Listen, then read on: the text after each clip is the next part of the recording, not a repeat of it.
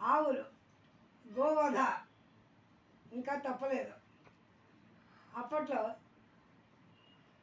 2 రోజులకి 3 రోజులకి అటు ఇటు ఇటు అటు గోవధలు తీసుకెళ్ళిపోతున్నారు, రవాణా అయిపోతున్నాయి, ఆవులు పట్టుకెళ్ళిపోతున్నారు అన్నారు. బాధపడ్డాం. కానీ అది పోయింది కదా అనుకొని ఈ ప్రభుత్వం వచ్చింది. పోనీలే, ఆవులు గోవులు సుఖంగా ఉంటాయి, మనుషులు సుఖంగా ఉంటారు అన్న లెక్కలో అనుకుంటే ఇప్పుడు కూడా మళ్ళీ అదే రిపీట్ అయింది. గోవధ, గోవులు తీసుకెళ్ళిపోవడం, ఎక్కడికి, ఎవరి దగ్గరికి, ఏం చేయడానికి? ఇవి ఉన్నవి చాలేదా? చేస్తున్నవి చాలేదా? ఇంకా గోవులను కూడా వధించాలా? గోవులను కూడా పట్టుకెళ్ళిపోవాలా? చాలకుండా కిక్కు చేసి వాటికి ఊపిరి సలపకుండా చంపేసి లోపల ఏమిటి అన్యాయం? అవి కూడా ఏడవలసిందేనా? గోవధ ఇంకా చేస్తూనే ఉండాలా? ఇది ఎంత మటుకు సమంజసం? ఈ మనిషికి అంతు లేకుండా పోతుంది, దార్శికానికి. ఇది చాలా దారుణమైన విషయం. వద్దు అన్న కొద్దీ అవే జరుగుతున్నాయి. పాలన గత ప్రభుత్వంలో చాలా జరిగాయి. కానీ పోనీలే, కొంచెం శాంతించబడింది కదా అనుకుంటే మళ్ళీ రిపీట్ అయిపోతున్నాయి. కానీ ఇప్పటికైనా ఈ ప్రభుత్వం అయినా ఈ గోవధలు ఇలాంటివన్నీ కూడా తీసుకొని చర్య తీసుకోవాలని కోరుతున్నాము. ఇది చాలా హర్షించే విషయం కాదు. గోవధ దేనికి? గోవధ ఏం చేయడానికి? గోవధ ఎందుకు?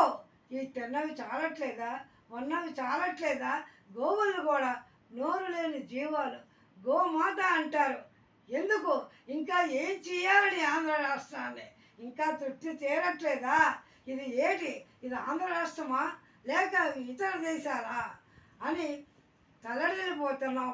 కాబట్టి ఈ వధని ఇంతటితో ఆపేస్తే మంచిది. రవాణా ఆపేయాలి. తెలీదా? చెక్ పోస్ట్ దగ్గరైనా చెకింగ్ చేసి పంపించవలసిన బాధ్యత ఉన్నదా లేదా? ఏది వెళ్ళిపోతున్నాయి, ఏవి ఆగుతున్నాయి అన్న మాట లేకుండా అలాగా వదిలేసేయడమేనా? ఇది ఎంతమటుకు సమంజసం? ఆ రోజుల్లో ఆ ప్రభుత్వంలో కళ్ళు ఉండి కబోదులు అయిపోయినాం, కళ్ళు లేని వాళ్ళం అయిపోయినాం, నోరు ఉండి మూగవాళ్ళం అయిపోయినాం, జ్ఞానం ఉండి అజ్ఞానులు అయిపోయినాం. కనీసం ఈ ప్రభుత్వంలో కూడా మాకు నోరు తెరుచుకొని కళ్ళుండి చూస్తూ మేము ఊరుకోలేకపోతున్నాం. కాబట్టి దీనికి ప్రక్షాళన జరగాలి.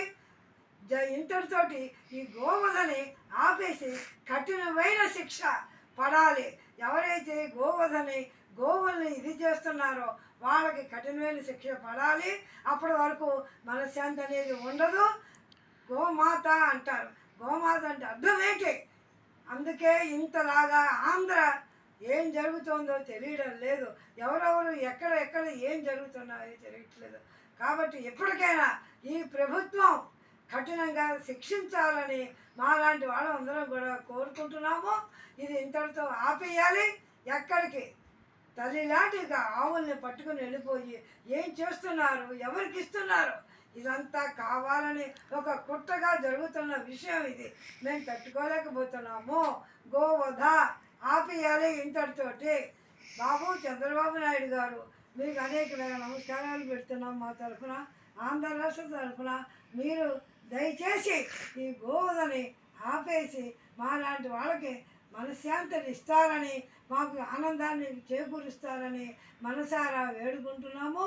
మేము చెయ్యలేని పని మీరు చెయ్యాలి.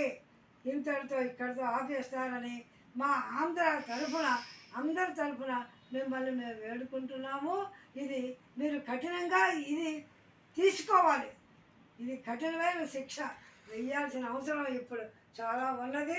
మీరు దయచేసి ఇలా చేస్తారని, శిక్షిస్తారని కోరుకుంటున్నాము.